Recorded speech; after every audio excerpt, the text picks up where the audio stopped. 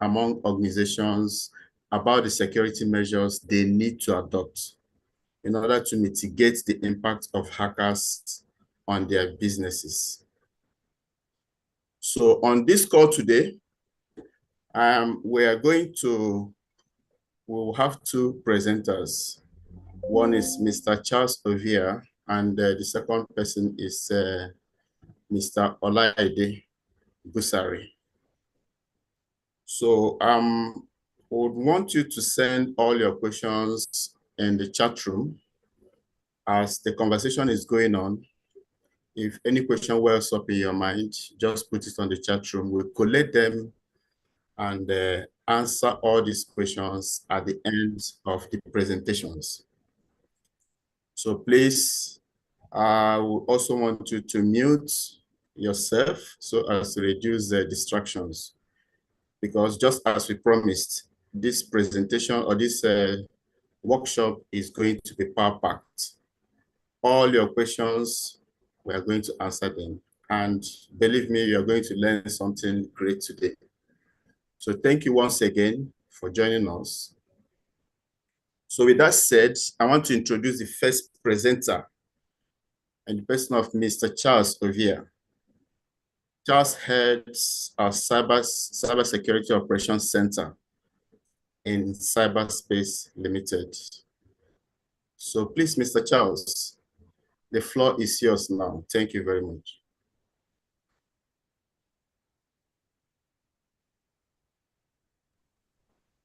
Thank you so much.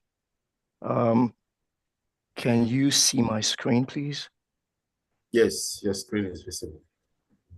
Okay, what can you see, please? The financial sector, okay? Oh, it's moving out. Okay, nice. Can you see it now? Yes, the financial Okay. sector is supposed to prevent cybersecurity threats. Okay, nice.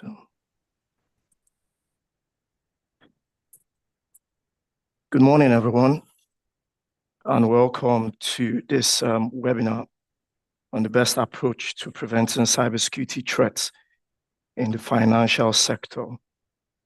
So without further delay, let's begin. So let's imagine a bank cybersecurity is like a fortress, and to build the strongest defense, you first need to know how your adversaries can try to breach your defenses and why. So today we'll be diving into this critical topic, and it's important for everyone, either you be in the financial sector or you're a cybersecurity professional. So we need to pay apt attention to this.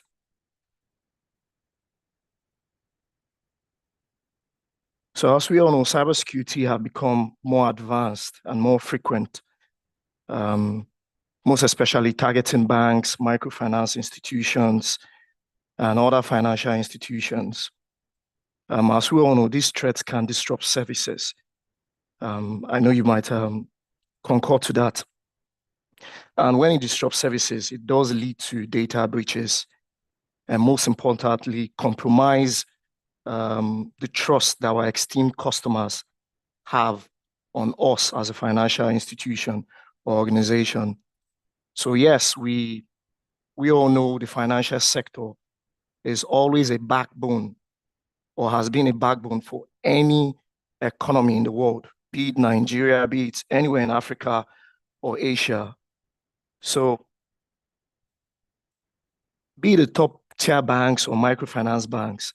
So it's a backbone to every economy in the world. So more often, these financial institutions serve the vulnerable. And as a result of that, they have to ensure the security of our digital assets. And it has to be a priority and not a necessity. So to everyone present in this webinar, may I indulge you to ask a question. Why is it that hackers don't bother robbing banks physically anymore? So I guess we all know because it is easier for them to steal money on their pajamas right from their bedroom. And this might sound funny, but it is very unnerving and frightening, as we all might agree. So in today's world, it is a serious highlight point that we need to look at, no matter, and we all know that no matter how advanced our systems are, we come to the office well-dressed on our suit and tie. It will only just take one hacker sitting in his or her parlor or bedroom to just infiltrate and attack our systems. So cybersecurity threats in the financial industry ranges from ransomware attacks to phishing scams, and these two can cause significant financial losses and reputational damage to these big financial institutions, and also legal liabilities can ensue from that. So these are many more are the threats looming over the financial sector. But let's believe that there's hope. So on this webinar with me, I would explore a few topics before I hand over to my colleague. And these topics are the different types of cyber threats, the growing importance of cybersecurity, threat actors, financial sector, the impact of cybercrime or cyber attack on the financial sector, and as well as the vulnerable critical infrastructures that these banks have. And after this, my colleague will just take over from there, So, okay, we're going to look at the cybersecurity threats. And before we can protect ourselves, we need to understand what we are up against. So cybersecurity threat comes in many forms and ways, as we all know. So I would definitely mention some of the common ones that's peculiar in the financial sector. So one notorious one we have is the malware. As we all know, let's think of malware as malicious software. So it could be a file, a program file, designed to disrupt, damage, and as well gain unauthorized access to financial system computers and their infrastructures. So it's like a digital version of an intruder, when an intruder is trying to break into your house. So for banks, especially in Nigeria, malware, like I said initially, is a significant threat because it can lead to financial losses and as well as data breaches and damages. And in turn, it could cause reputational damage and legal fines. So as we all know, these are various forms of, we have various forms of malware that can attack banks.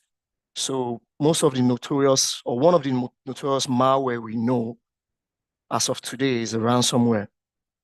And I'll briefly talk about it, but further in this presentation, I'll expatiate more on it. So as we all know, ransomware holds your data hostage. It could happen to anyone, either the financial sector, the IT sector, even the government sector again as well. And as a result of this, you are required to pay a ransom before they can release your data to you. So another form of malware, we have the Trojan horse. I don't know if you guys have watched this film, Troy. So Trojan horse is like a disguised legitimate software.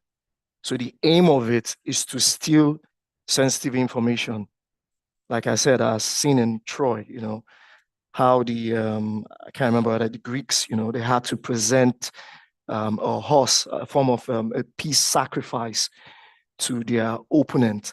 But their opponent never knew that this presence or this gift in form of reconciliation has armies in them, So they let this Trojan horse in, and then before you know what was happening, the enemies came out from this horse and then attacked them.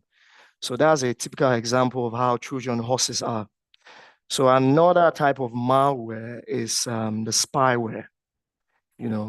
So spyware gathers information without permission from, banks or any other institution. It could be government again as well. So another type of malware, again, we know keyloggers.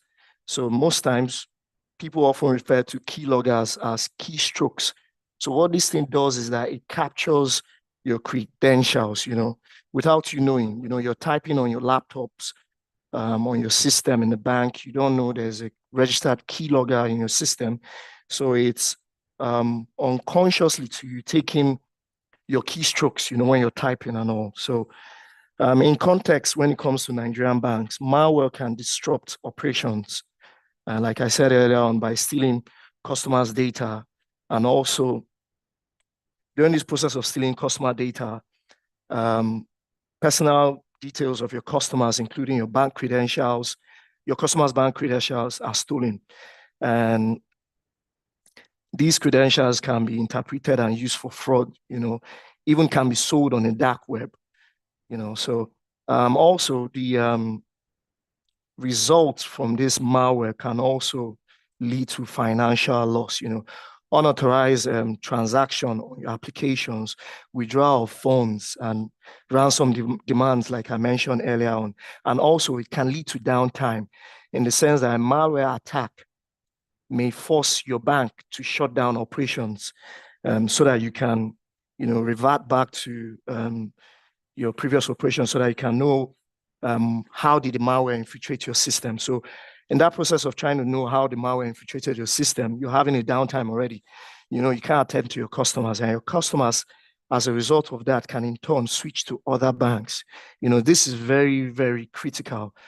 So in conclusion on this, if we adopt certain strategies in our organizations, especially in our banks, in Nigeria, and we can significantly reduce these vulnerability as a result of what I just mentioned relating to malware. We can reduce the attacks. So I believe a proactive approach to cybersecurity involving technology can help us mitigate against this. So let's talk about social engineering. Social engineering is a fanciful term, for tricking people to giving away confidential information, as relates to their banking apps and banking credentials. So let's just imagine someone pretending to be your friend, comes to your house and steals your keys, or steals your keys to your house. So this is a type of cybersecurity threat that relies on human interaction. So they interact with humans and then manipulate or deceive their victim into divulging sensitive information, So when they do divulge this information, then their attackers perform certain actions that can compromise the security. So what the hackers do in this social engineering, rather than attacking systems, they directly find a way to socially engage their victims and then exploit them. It's a more of psychological approach rather than forcing into the bank, to get data to disrupt operations, sorry. So we all know Nigerian banks. In Nigerian banks, the social engineering attacks are common, and it's kind of dangerous because, like I said earlier on, it exploits the weakness in their customers, such as what they do is that they instigate fear into their customers and a form of urgency, For example, I know most of us have gotten certain text messages where we are informed to click on this link so that we can change our username and password on our banking apps because it's been infiltrated. So these are examples of what these cyber criminals do in order to manipulate you to releasing sensitive information about yourself as relates to your banking applications or operations. So one other thing we need to talk about here is phishing. We all know phishing has to do with sending fraudulent email, and these emails are practically designed to trick bank employees or bank customers your customers into revealing personal information, as personal information such as your password or your banking details. And also, one other thing we need to consider again here is pretexting, where pretexting has to do with a situation whereby you're impersonating someone in authority, like someone in authority in your bank or as a trusted individual to extract sensitive information from you, you know. Another one we need to look at here is baiting. So baiting has to do with offering someone something enticing, you know, to lure the victim into exposing their systems to malware. For example, a form of baiting has to do with you using a USB drive or free download. You know, most times we encounter these free downloads online, and it's really, really, really hazardous and dangerous to our applications or systems in the bank. So one other form again, or types of cyber threats is tailgating. Tailgating has to do with physically following, it has to do with following an authorized person. It has to do with an authorized person following an unauthorized person following an authorized person into a working premises of the financial institution. For example, tailgating could be maybe someone carrying a pizza box because he doesn't have access to the physical premises of the bank. He might hold the pizza box and plead with you to open your banking premises entrance, because he's physically holding something. So it kind of in a way manipulates you, your emotions, and then you open the door for him to come in. And these kind of individuals could easily ask if they can, access your internet, and thereby, they can do what sort of thing or things to your internet. So let's talk about how does social engineering affect Nigerian banks, For banks, social engineering can lead to unauthorized access in the sense that attackers can trick your employees in the bank into revealing their credentials, such as their personal identifiable numbers like the PIN, which gives them access to your banking critical infrastructure. And criminals can manipulate staff into initiating fraudulent transfers, forming to be their boss, engaging them to do a certain type of transfer and all that, approving fake loans or allowing unauthorized withdrawals. So as a result of this, you can also still have data breaches, So there was a situation whereby a social engineering attack on a Nigerian bank, one of the notable social engineering attack in the Nigerian bank occurred in 2018. I think that was Sterling Bank. They were targeted with a phishing attack, and the attack began with emails sent to their bank employees, disguised as a legitimate communication from senior management. And this phishing email did contain malicious attachment and, designed to infect the banking applications and their internal network. So the phishing email was convincing, and some of the employees actually opened the attachment, which unleashed a form of keylogger or keyboard capturing, like I explained earlier on, is a classic covert way of taking your keystrokes.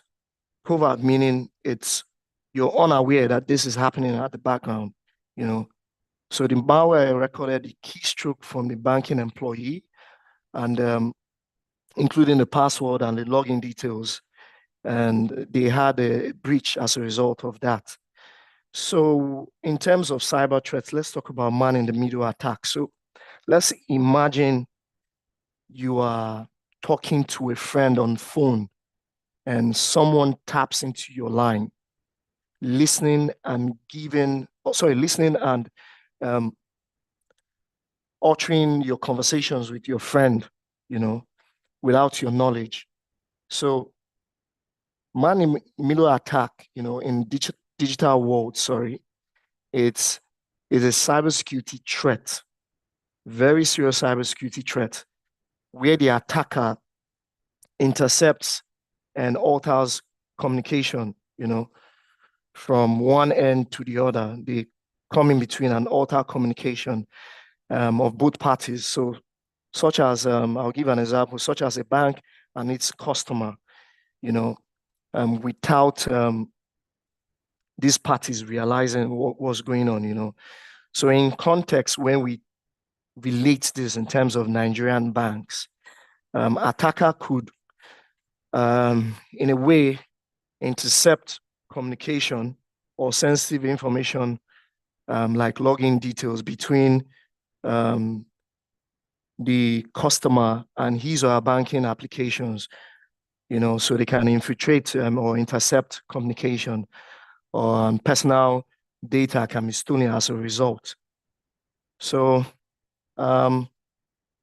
also another type of cybersecurity threat here we need to look at is the denial of service attack.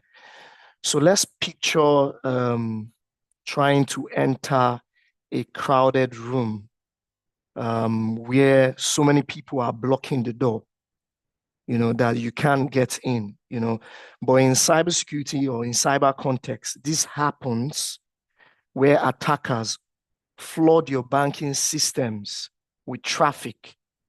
So making your banking system inaccessible. Your customers can access your banking systems and rendering it unavailable to your customers. So this can cause significant disruption for banks, and then you can lose customers to your other rivalry. So how does this how does this denial of service affect your banks? So it can disrupt your services, like I mentioned earlier on, where your legitimate customers cannot access your banking applications. These are legitimate customers. So you might then lose customers as a result of this. And also how it does affect you. It does affect you in terms of reputational damage, So if your banking services are down for an extended period, it can erode your customers' trust in you, so, and confidence in providing security for them to access their money. That's why we talk about the CIA, the confidentiality, integrity, and availability of your banking systems and applications to customers. So that is one damage that cyber threat can cause for your banking application. Another very important damage that cyber threat can cause to your banking application is financial loss. This is very, very important, very key. So besides loss of transactions, your bank may incur what you call cost-related fines, from cost-related fines, and also in the process of then trying to retrieve their data back, you pay, for example, ransomware, you pay this certain amount of money. This is one chunk of money coming out from your coffers in the bank, and you do this just because you need to restore service. And then also when your customers, most banks I think in Europe, when their customers are being affected or being hacked and money is stolen, these banks refund their customers. So this is what I call financial loss, So another type of cyber threat we need to look at is what you call injection. This occurs when an attacker inserts malicious code into your banking applications or banking programs.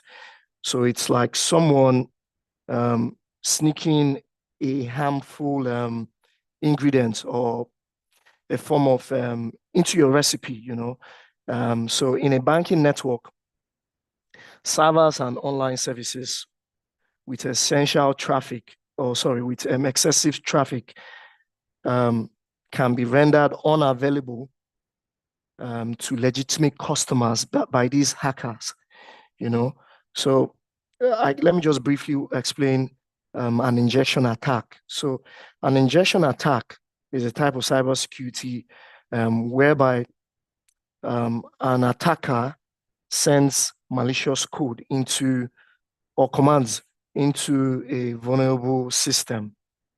So these codes exploit your poor input or validation, or insecure coding.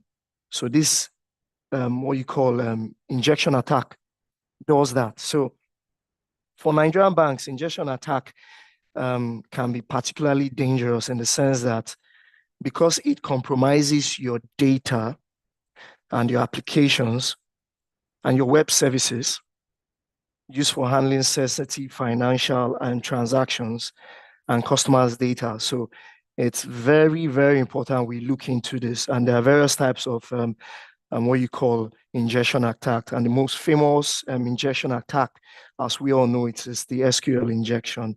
So to conclude this part of the slide, we all know that social engineering remains one of the most important cybersecurity threats to banks in Nigeria due to its what you call ability to bypass your technical defenses. So it does this by exploiting your human vulnerabilities, like I explained earlier on.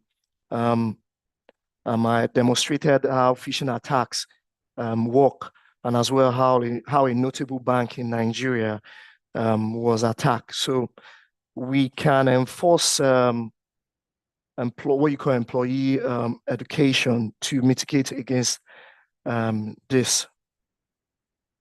So let's talk about the growing importance of cybersecurity. And as well, you can see down on this slide, the top 15 threats right there on the slide. So as banks continue to digitalize their financial services, the importance of cybersecurity cannot be overstated. So cybersecurity is no longer, I repeat, it is no longer just a technical issue, So it is a business priority. Why I said that? Because a single breach can, in form of lead to massive financial loss, like I explained earlier on, sorry, not just the financial loss. Banks can be faced with legal repercussions, and also customer trust, loss of customer trust. So in Nigerian banks, or in Nigeria, where microfinance banks and all the top tier banks provide pivotal support in supporting our economy. It is very important for these banks, be it microfinance banks, be it top tier banks, to ensure a robust, I repeat it, a robust cybersecurity measure. And this is really critical to maintain financial stability and growth. So having said that, let's briefly talk about the top 15 cybersecurity threats on the slide, below the slide there. Yeah. That should be on our radar. Hello, So Mr. one, Charles. yeah. Hello, Mr. Charles. Yeah. Yeah, okay. Maybe you have to summarize because we need to also bring in Mr. Busari to Okay. attend. Okay, thank you. Okay, you're welcome. So put off there. So let me summarize by talking about threat actors. So threat actors in cybersecurity, we need to understand the dangers of these threat actors to microfinance banks and as well as top-tier banks in Nigeria. When it comes to cybersecurity, we understand who is behind attacks. Often, those behind these attacks are threat actors, and this is really crucial. So, these individuals or group have motivations and methods where they all pose serious risk, especially to institutions like microfinance banks in Nigeria. So let's break down these various type of threat actors with examples to make it easier for us to understand.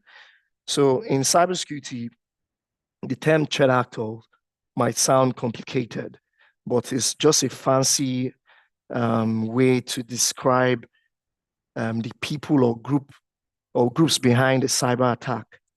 So imagine your computer system as a house. So these threat actors are like burglars, sorry, they vandalize or spy into your house, trying to break into your house to steal or damage or cause trouble.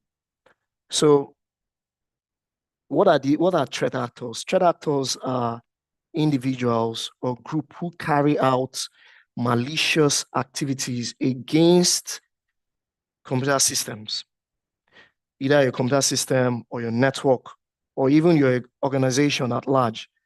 So these pose serious threats to organization security. So their goal, as usual, is to cause harm, steal information, and we can see in the slide one of the threat actors we have are nation states.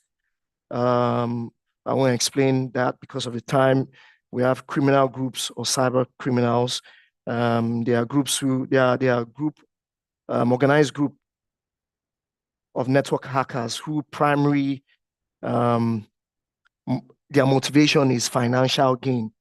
They just want to hack you and steal money from your banks. So they often engage in activities like I mentioned earlier on, like ransomware attacks and all that. So quickly, one of the examples, I don't know if we can remember the ransomware attack which happened in 2017, which was orchestrated by, I think, a group of attackers. I'm trying to get their names. They infiltrated over 200,000 computers in over 150 countries. Yes, 150 countries, including hospital, the NHS in the UK, and also they required their victim to pay a ransom. So the impact was quite massive. So another threat actor are hackers. As we all know, hackers are groups who break into your banking system, for various reasons. So I'm just going to skip through. We have the terrorist group, hacktivists, malicious insider. This is key again. Malicious insider disgruntled employees. Or they could also be a contractor. Who use their access to compromise your company's system, to steal information or sabotage your system. So also we have corporate spies. And to conclude this, we need to critically understand who our threat actors are, what motivates them, what we have, like our money banking, obviously when you say bank is money. So money does motivate these people. So it is very crucial we defend against the cyber threats, whether it be it's nation states looking to destabilize our economy, or cyber criminals seeking financial gains, anything. So by staying informed, and vigilant, we would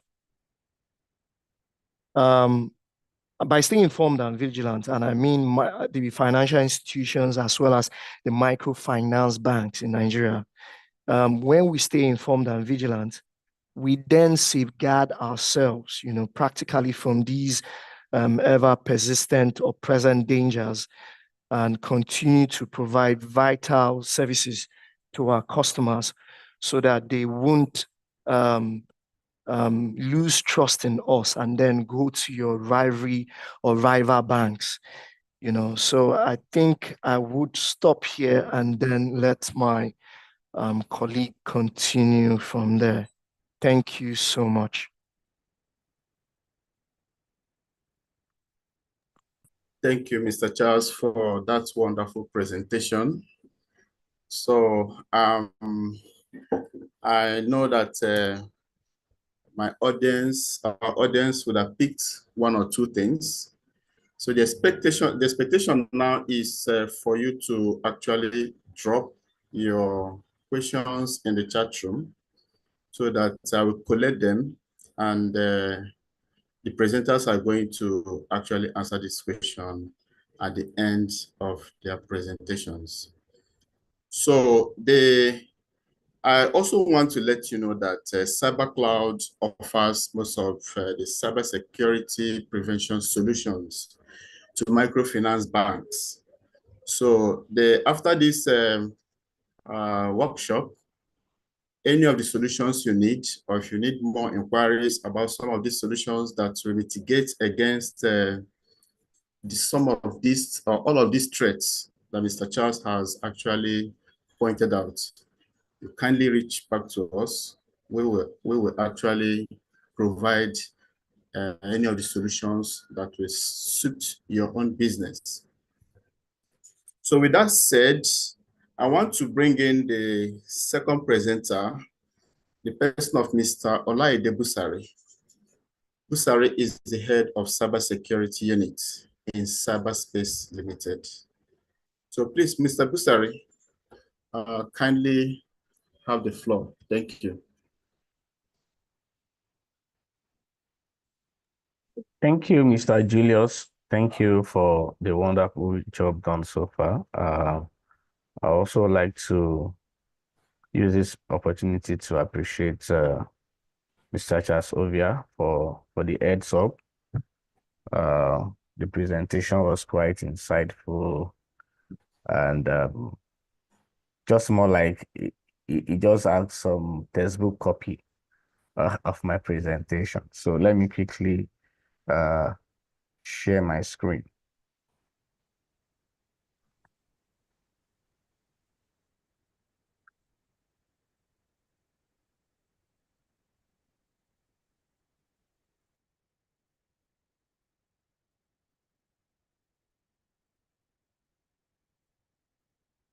Okay, please confirm you can see my screen.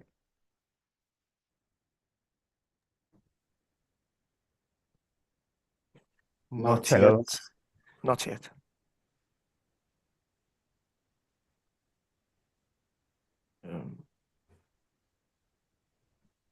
How about now, please? It's not still showing.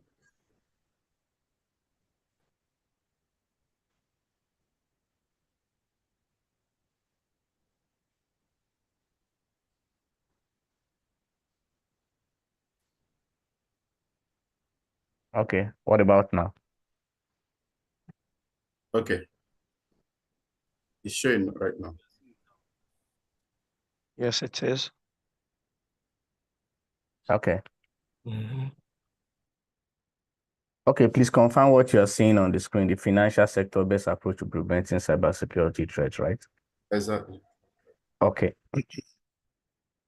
Okay, so also I would like to, just before I start my presentation, I would also like to appreciate Cyber Cloud Platform Limited for bringing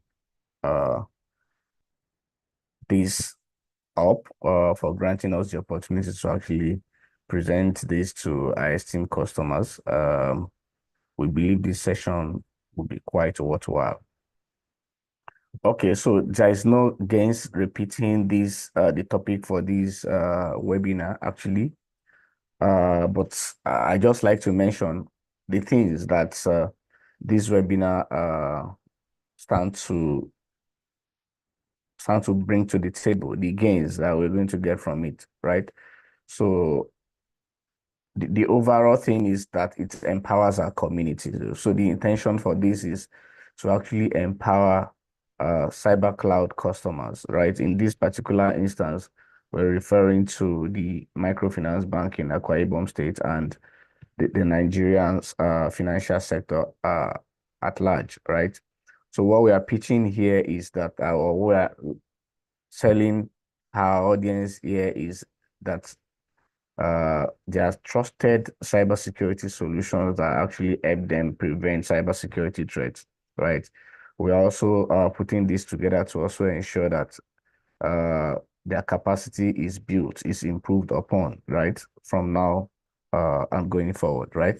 So this is also to expose the audience to cybersecurity policies and measures that are best practice within the space. And also this actually also ensure that there is operational cooperation between Cyber Cloud Platform Limited and our esteemed customers, right? Okay, so Mr. Charles has spoken about cybersecurity threats, right? And he showed us a good number of cybersecurity threats in there. So however, right, like, research and technologies keeps evolving, right? So there is this report from ENISA, right? Around Q2 this year that shows what are the emerging cybersecurity threats as we look forward towards 2020, right? So a good number of them, 10 precisely, were actually highlighted, and I would also like to bring that to the table here to get our audience exposed to it and what are the best approach that they can actually use to mitigate this. What are the signs that they will use to notice, oh, this is the threat that has been spoken about, or this is a sample threat, even some that have not been spoken to, and what are the best approach to it. So we have 10 of them here, right? The very first one is supply chain compromise or software dependencies, right? So here we're talking about interaction with software vendors as it relates to dealings with the financial space, right? So we have advanced disinformation and influence operations campaign, right?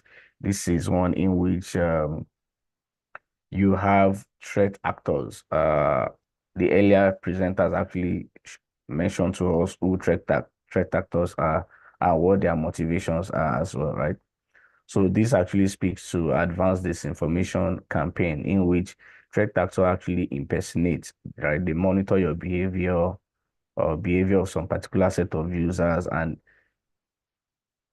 impersonate them to actually carry out malicious campaign against them, right? Then the third one is the rise of digital surveillance or loss of privacy. This actually speaks to where financial institutions, government and law enforcement agencies pick up sensitive, personally identifiable information, right, about users, right, and actually use it to exploit them and to cause some cybersecurity threats. Good to go much more into that, right? There is the human error and exploited legacy system with cyber physical ecosystem. Targeted attacks enhanced by smart device data, right? Most of us now use smart devices and we really don't pay keen attention to what sort of attack that actually emanate from the usage. Then we also have lack of analysis and control space-based infrastructure, right? The rise of advanced hybrid threats, right? People are now doing, organizations are now doing hybrid work, right? Remote work policy, people are working from anywhere they can be, right? So even when there are VPNs, right? Maybe from between the corporate organization and the employee, right? The VPN will only secure interaction between the user and the organization's access, right? What about the security of the environment where the user is actually working from, right? So there are threats. There are actually increasing threats as it relates to hybrid setup these days. And there is also the threat that speaks to skill shortage and the cross-border ICT service providers as a single point of failure, right? Now people now have ICT service provider, maybe a singular one and connected to several other users or service offerings, right? So, and that's also a single point of failure, like then the abuse of AI.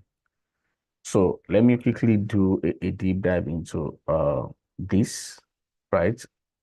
I bet on a high level though. So the supply chain compromise or software dependencies, it's actually the weakest link in most organizations' network, right? And it's expected that it will get worse in the coming years. So why is that so?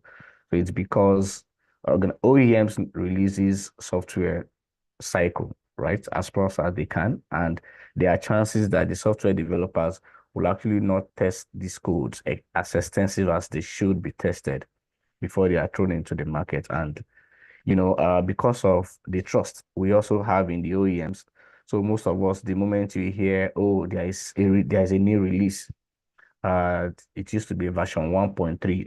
Now have version 1.4, right?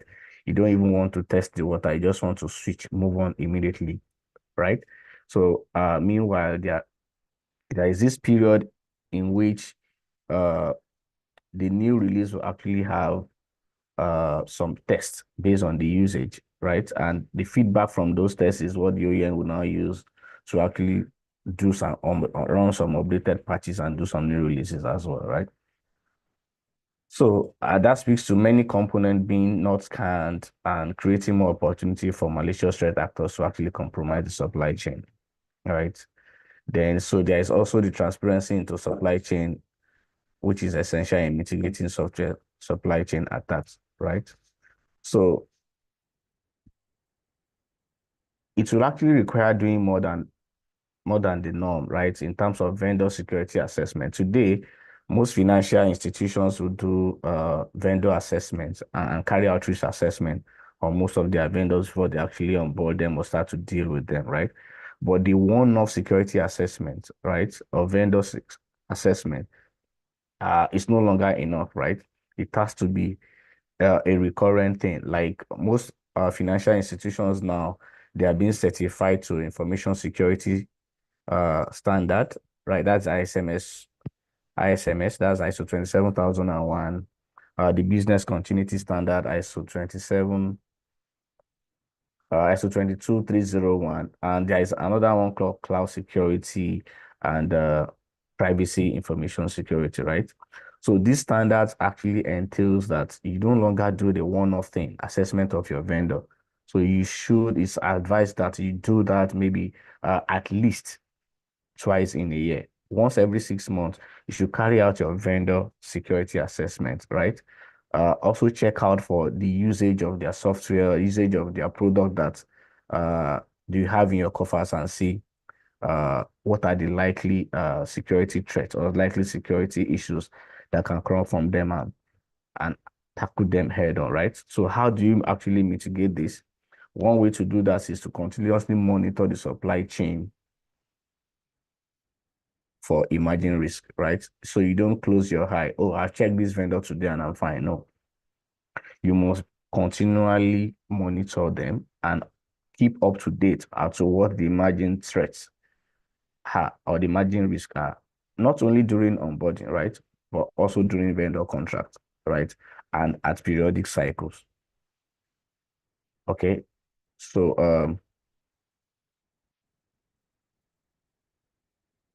okay, the next one in there is advanced information this campaign. I mentioned this earlier, right? Right. So the earlier speaker actually mentioned state and non-state actors as type of threat actors, right? And he also mentioned their motivation. So state actors will actually expand their disinformation capabilities, right, to manipulate communities using AI techniques to propagate deepfake attacks. So what is actually deepfake attack? Deepfake attack is the sort of attack that's okay, so let me put it in layman. I mentioned that earlier. Somebody monitors my behavior, my pattern, my regular routine, and actually clone that with AI and expose it to the world out there that these Oladebus are doing this, right? And it will actually take a whole gamut of explanation and evidences to actually show that I'm not the one that did it, right? So the world has actually gotten to that level. So this is actually one of the highly trending risks in the industry now, right? They impersonate their targets. It might be political rivals, it might be company executive, it might be contemporaries in the industry, like one OEM wants to actually put the other OEM products out there in the market within the negatives, right? Want to say, oh, our solution or our product is better than these guys. Or they put in a whole lot of deep fake uh, items in there, right? For people to have this make believe that that's what it is, and it's actually not, right? Then there are varieties of methods that can be used to propagate this attack, including fraud, identity theft. I mentioned that earlier. Unauthorized access, session hijacking, like the earlier speaker also mentioned, then abuse of personal data, right? So the earlier one I mentioned actually also speak to abuse of personal data, and that is why most of these standards these days, especially within the information security space, there is the measure and the policy of requesting for only the minimum usable information about a user that you have to request. Like as a microfinance bank, the minimums required data from the user are what you should ask for, right?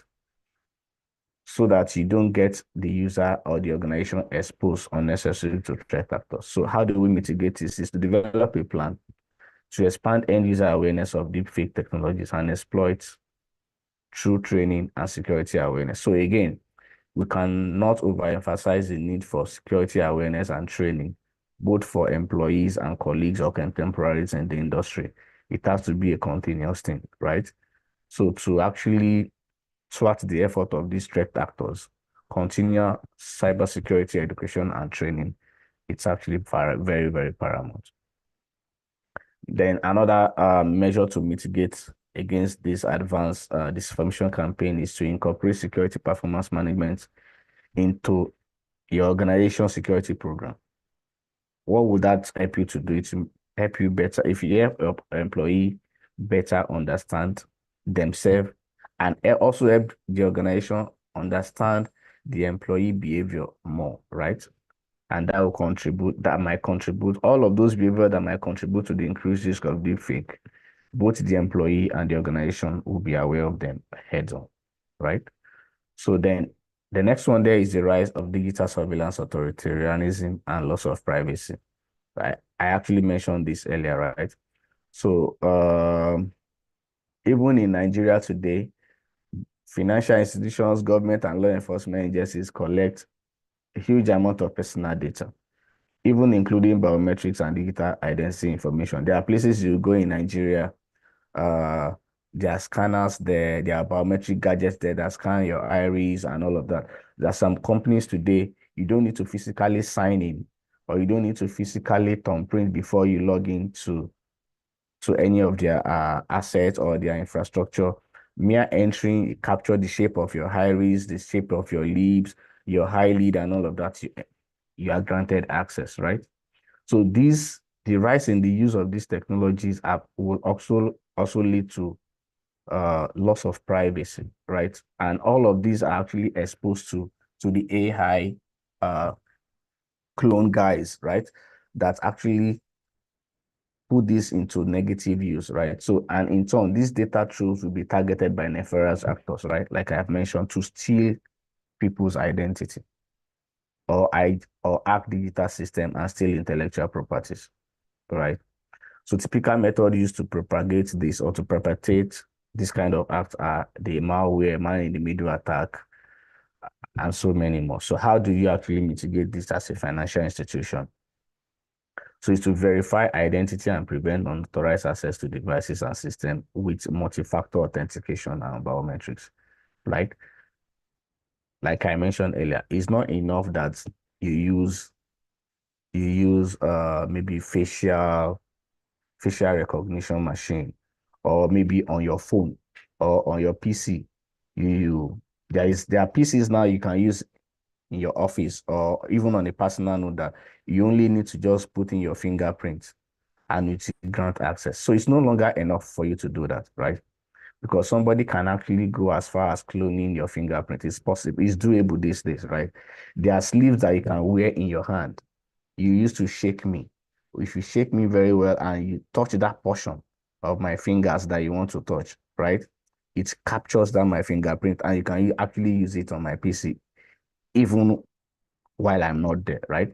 But those things are no longer enough, right? You can also go further by deploying a multi-factor authentication solution that even when that person, or even if you are the same person that wants to log in with your biometric details, it will still prompt you to authenticate on another level, confirm you are the one, right? Maybe the authentication will come in the form of mail, in the form of SMS, so that if the person is doing it in your absence and you successfully pass through the first stage, then the second stage of authentication, the notice will come to you and the person will not be successful, right?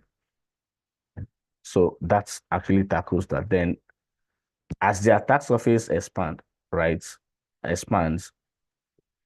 talking about movement to the cloud, access to remote work network and mobile devices, right? Ensure you have visibility into each digital asset, right?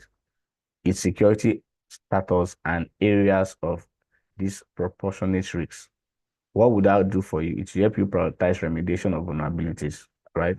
So when you when you do all of this, it will help you know where your weak points are, what are your vulnerabilities, and tackle them head on. Then enforce mobile application protection to ensure against credential theft, clone app, IP theft, and many more, right? So what this is actually speaking to is